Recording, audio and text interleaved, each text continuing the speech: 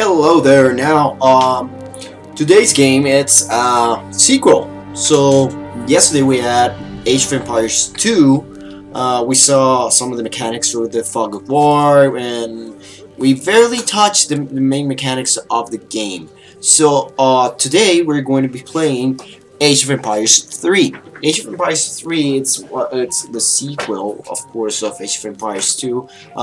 It's the first big jump into 3D models for the franchise. So actually, I like how Age of Empires 3 looks better than I like how Age of Empires 2 looks.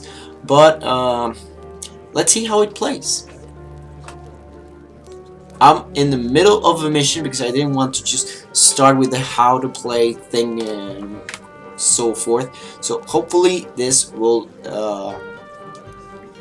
help us understand a little bit better the mechanics that make the RTS genre the RTS genre. Again, the same thing about it, being able to control. Okay. So big. Just keep shooting at it.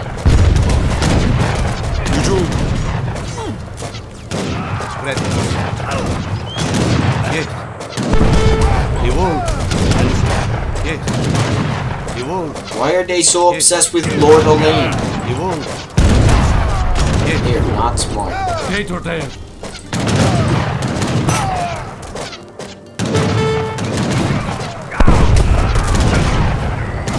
There we go. As we saw with the previous game, you can pick several different units at the same time.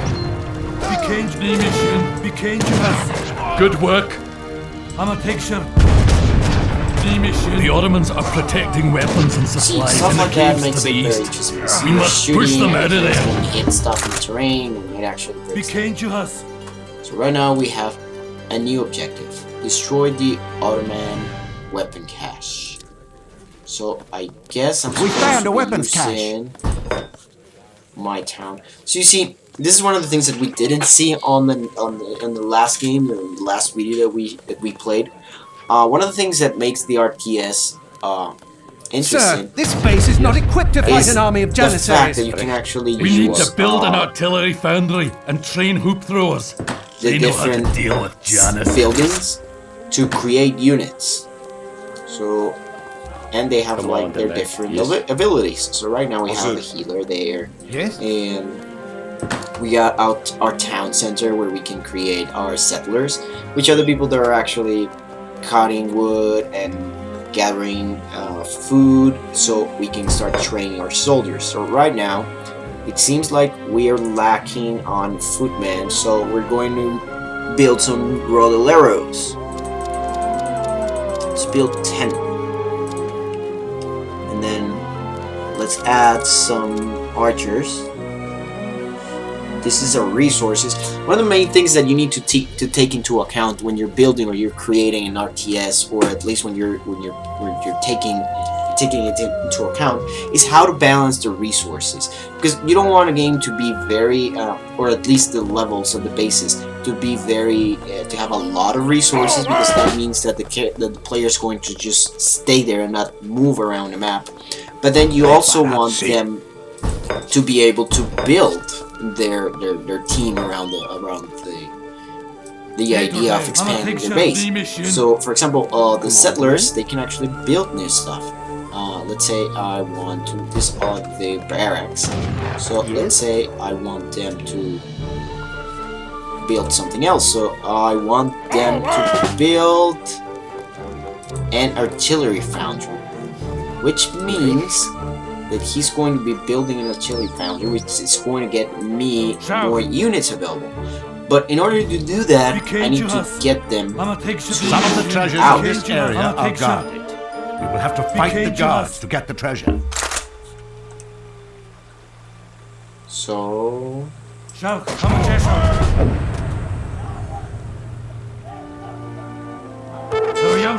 that wolf doing? Stop, wolf!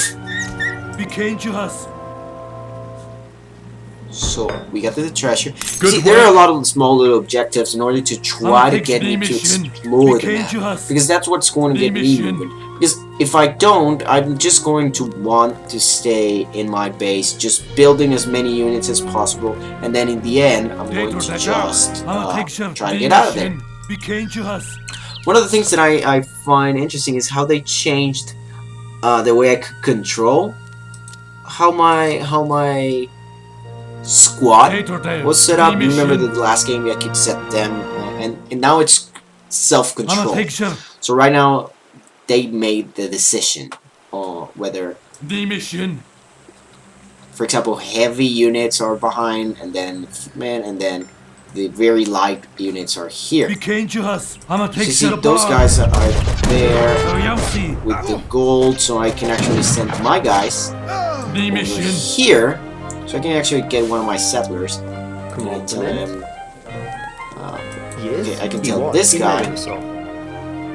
Great. to come over here to start harvesting that.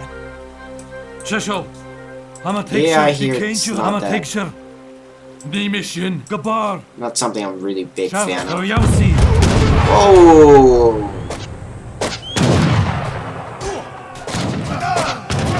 See, we deal with them. We can start shooting them from the distance. And then we're going to finish the first objective. Back at the base.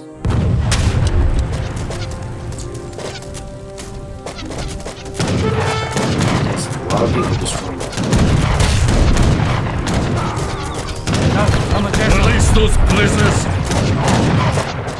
And they have prisoners. You see, every time that I move forward, there's something trying to get me to move a little bit further into the fog of war, so I can actually...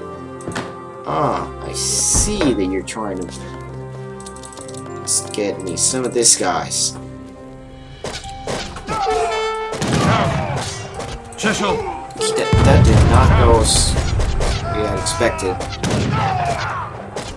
Most of the guys are dying. Free the prisoners. Trying to get this side balanced. Very important, because if you start forgetting about your base, then the enemy will just show up and kill your settlers. So, for example, I'm going to build that here. Well, I sent this guy to kill this guy, who's kind of being a dick. I don't even know how he got there. I guess he was hiding there all along. Right now, my guys are out here. They're like really pissed off with these people.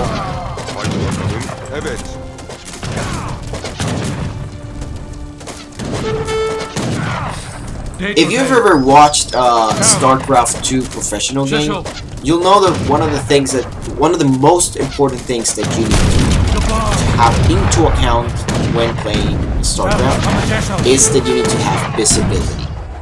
You need to know what the enemy has, where the enemy has it, in order to be able to plan ahead of it. Again, it's all about the weapons caches having must be inside. limited information. Let's clear out those Because if caves. there's limited information Destroy for any the, weapons caches you for find. the enemy, or at least for me, for the player, then that means Hazır. Tamam, haydi bakalım. Evet. I can start planning ahead of them.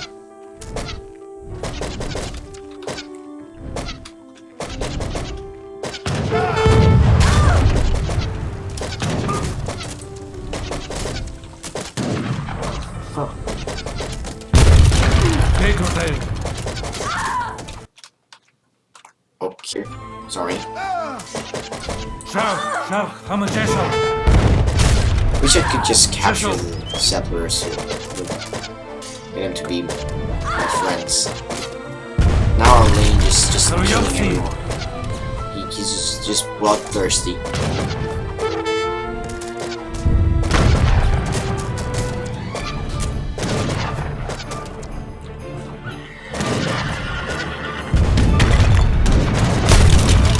Ama picture. Bir kenci has. Gabar.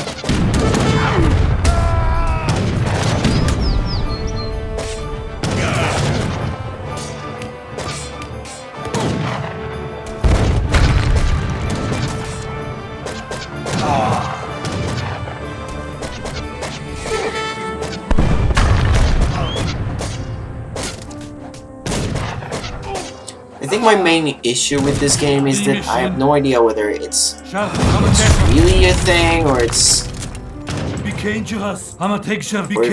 something that they came up with just to make it a little bit more adventure-y.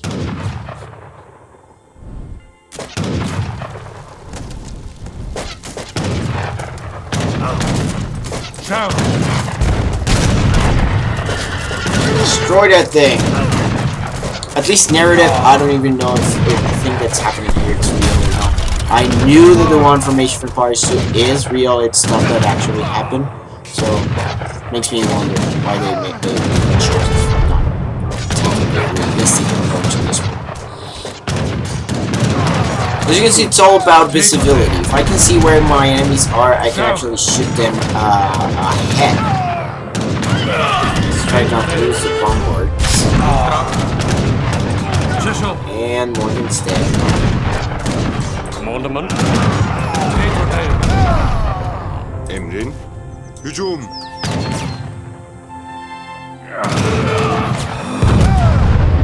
Ready.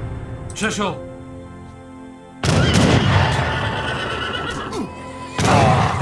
Okay, these guys are like super ready to just kill everyone.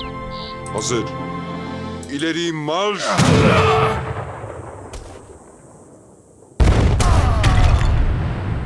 Evet. See, if I have visibility ahead, I can actually just start taking them out one at a time, İleri waiting marş. until my guys are back alive, and I can actually get them out of there. Hücum. Unless they just come here and kill me. But they won't. There are too few of them. See? My guys are okay. And we can go back. We can go back to base now that we have a ton of resources. We can actually improve this, guys. And we can start amassing a bigger army.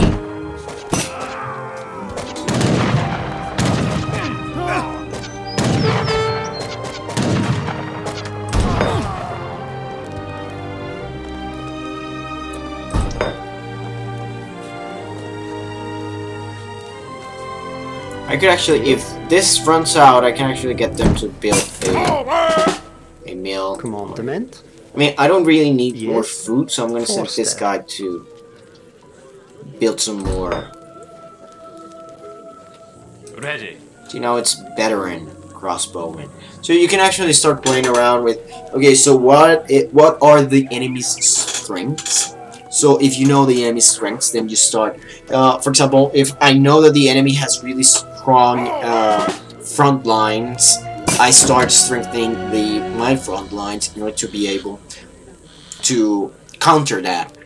But then, if I want to go on the offensive, then I need to find out. Okay, so where are they weak? So I go, for example, with the heavy artillery, Evet. like on this case, which they really can't counter because obviously this level has been created to show me the power of cavalry and heavy artillery. So that's why I'm walking around with a Emre? bombard here, which I don't really know how to create one. Force that. I don't remember where is it that I create one. Afterwards, I can improve the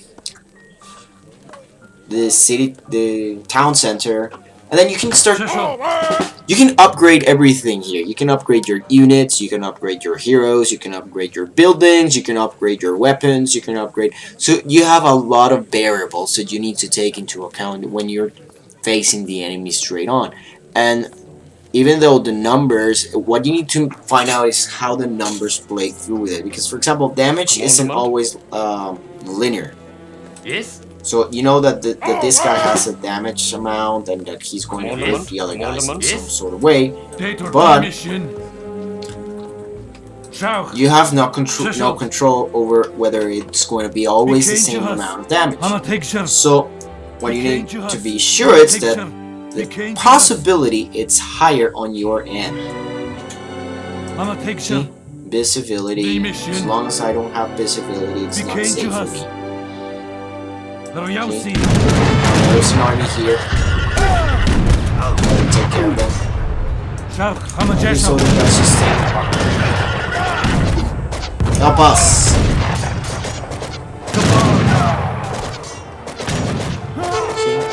Well, the archers are just killing it, while the bomber is taking care of them.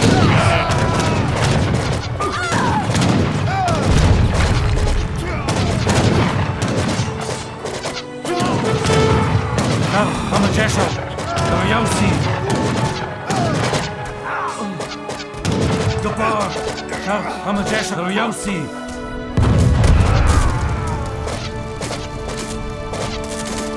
It's all about having the right information and then taking the right decisions. That's why it's real-time strategy, because you're trying to come up with a strategy to make it work.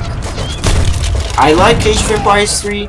It isn't my favorite RTS, to be honest. My favorite RTS is Warcraft 3, especially the Frozen Throne expansion. But this one is actually really fun, and I actually think that they improved a lot of the things. I think they baby it a little bit, because now that you don't have a lot of control, you don't have to micro-control a lot of the things here. Though I'm not a professional, I haven't really seen a lot of the meta game on Age of Empires 3. I don't know if it ever went such a competitive level as StarCraft did, where you can actually come up with strategies around what the other people are playing, or around what people are choosing, the order that they're building their own buildings. So all that needs to be taken into account when you're actually trying to create an RTS. So for now, I think that's it. And so thank you very much, and I hope that you guys enjoyed this video. While these guys are just killing the settlers.